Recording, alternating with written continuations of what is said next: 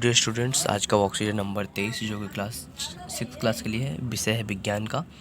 यहाँ पर नाम लिखें, यहाँ पर अपने कक्षाध्यापक का नाम लिखें। ये वर्कशीट 18 दिसंबर 2020 के लिए। तो पाठ का नाम है सजीव एवं उनका परिवेश। चलिए शुरू करते हैं आज का वर्कशीट। अगर चैनल में पहली बार, चैनल को सब्सक्राइब करना ना भूलें, इस वीडियो को लाइक भी कर दें। चलिए तो आओ पुनरावृत्ति करें।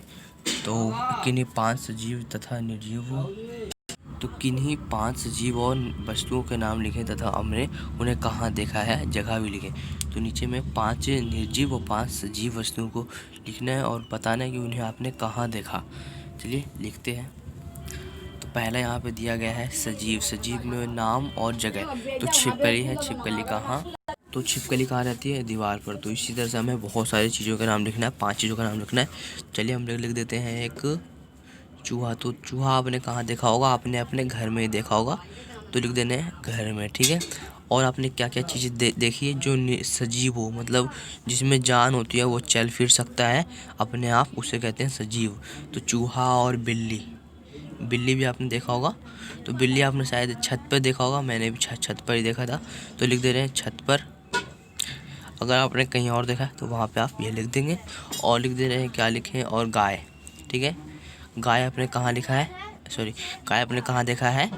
रोड पर, ठीक है। मैंने भी देखा है रोड पर, तो आप भी देख लेंगे रोड पर, ठीक है।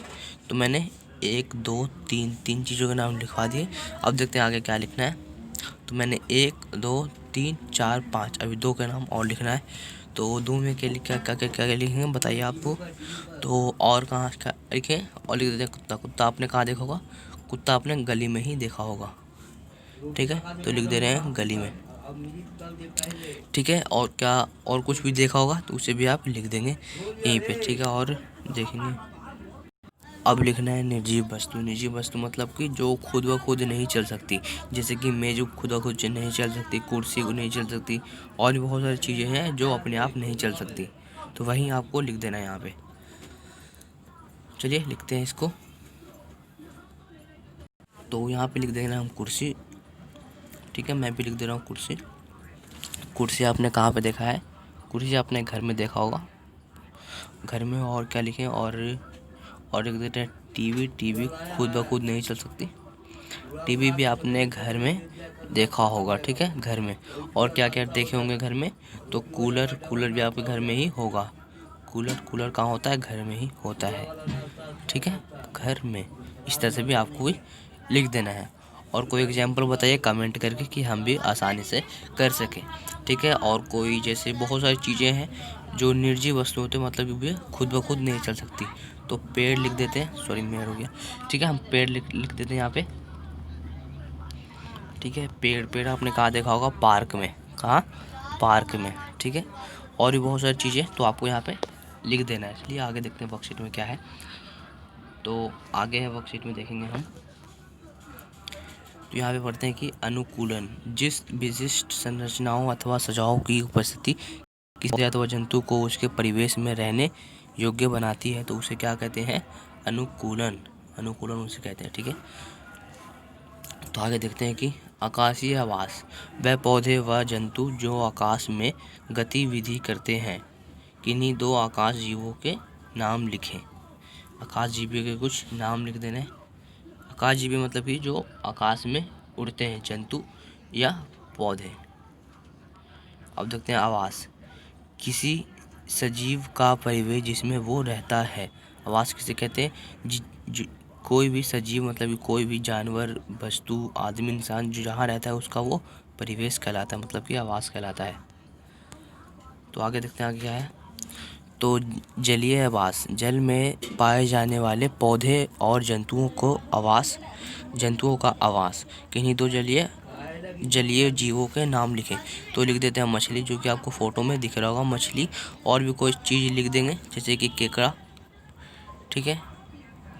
केकड़ा भी रहता है पानी में ही, ठीक है। अब देखेंगे अगला क्या है कि स्थलीय आवास, स्थल पर पाए जाने वाले पौधे एवं जंतु का आवास। किन्हीं 2 स्थलीय जीवों के नाम लिखे।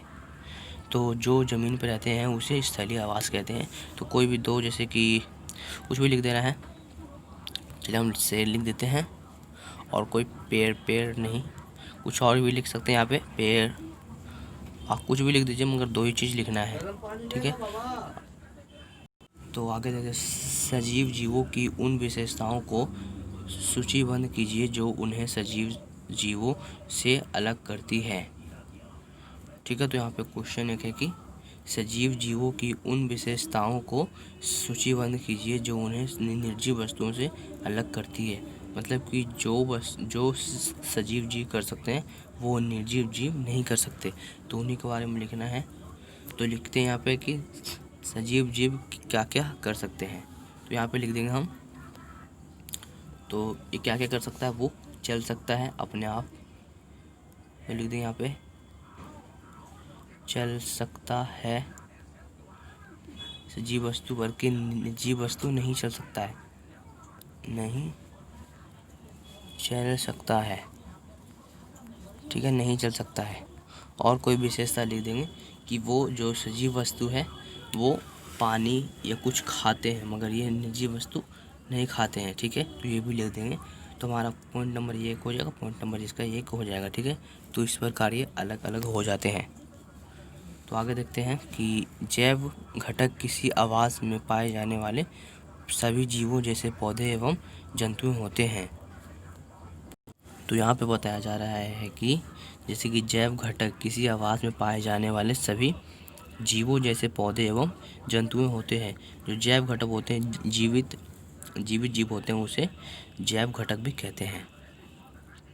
अजैव घटक किसी आवास में पाई जाने वाली निर्जीव वस्तुएं जैसे मिट्टी, वायु, जल, तो ये सब क्या है, हमारी अजैव घटक है, ठीक है।